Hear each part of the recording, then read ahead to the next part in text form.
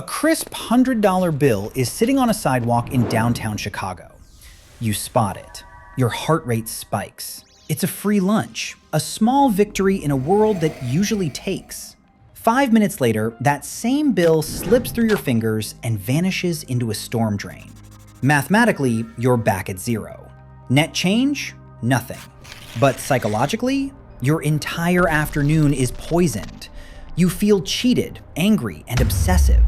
That lingering sting, the fact that the loss hurts way more than the gain felt good, is the biological glitch that dictates the rise and fall of global empires. This is FinLeo. Sharpen your claws and secure your stakes. Hit like to join the pride. Track it to the end. Grab the summary. Now, let's follow the scent of wealth and uncover the hidden mechanics of loss aversion. Let's hunt. Standard economic theory treats you like a rational calculator, a cold, silicon-brained robot that views a dollar gained and a dollar lost with total indifference. Evolution says that theory belongs in the trash. We are the direct descendants of the paranoid. Thousands of years ago, if a hunter found an extra berry bush, he had a slightly better afternoon. If he lost his only spear, he died. We are the children of the ones who prioritized keeping what they had over chasing what they might get. In the late 1970s, two psychologists, Daniel Kahneman and Amos Tversky, proved this isn't just a vibe. It's a quantifiable financial bias they coined prospect theory. The data they pulled from controlled experiments was startling. The psychological pain of a loss is roughly 2.5 times more intense than the joy of an equivalent gain. That multiplier is the invisible wall between a bankrupt retail chain and a trillion-dollar empire. If you don't understand the 2.5 times rule, you are the prey. If you master it, you are the predator.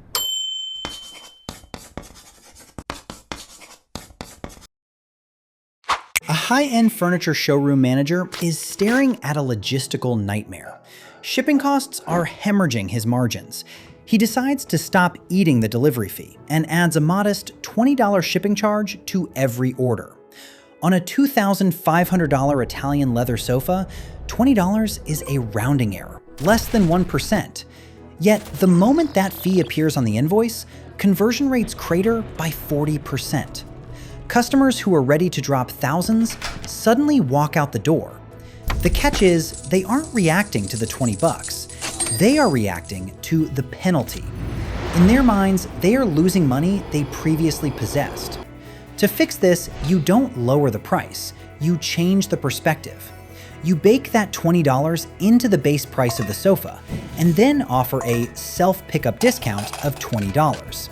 The net cash flow for the business is identical, but the psychology flips 180 degrees. Now, the customer isn't losing money to a delivery man.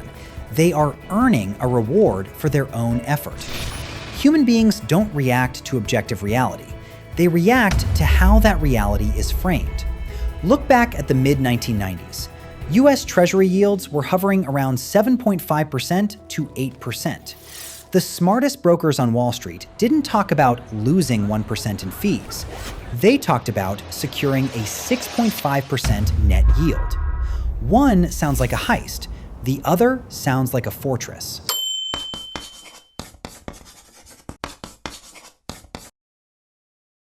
Ever wonder why every major retailer, from Casper mattresses to Apple, offers a no questions asked 30-day return policy? On paper, it looks like a massive liability. You're inviting people to sleep on your bed or use your $1,200 phone and then send it back for a full refund. But the math tells a different story. Once that iPhone is in your pocket or that mattress is in your bedroom, it undergoes a psychological metamorphosis. It stops being a product and becomes my product. This is the endowment effect. We value things more highly simply because we own them. In a landmark 1990 study at Cornell University, researchers gave half a class coffee mugs and asked the other half to buy them. The owners refused to sell for less than $7.12. while the buyers refused to pay more than $2.87. The owners valued the exact same object nearly 3 times higher. Consequently, when a company offers you a 30-day trial, they aren't being generous. They are hijacking your amygdala. They know that after 30 days, returning the item feels like losing a part of your life. The pain of giving it back is 2.5 times greater than the joy of getting your money back. Most people will settle for a mediocre product just to avoid the psychological sting of the loss.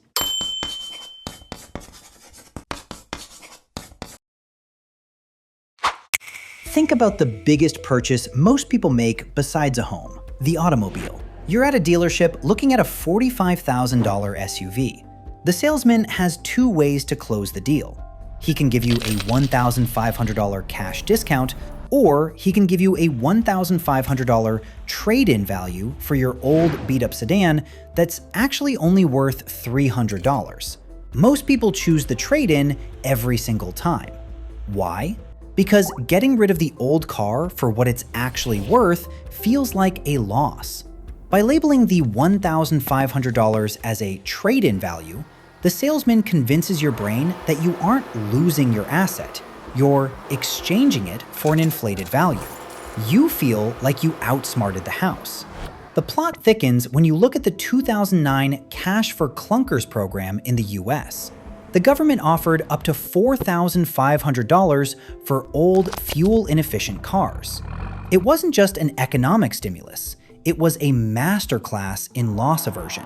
People who wouldn't have bought a car for a $5,000 discount rushed to the showrooms because they didn't want to lose the chance to get value for their junk. In the world of global finance, the fear of missing out, FOMO, is just loss aversion wearing a tuxedo.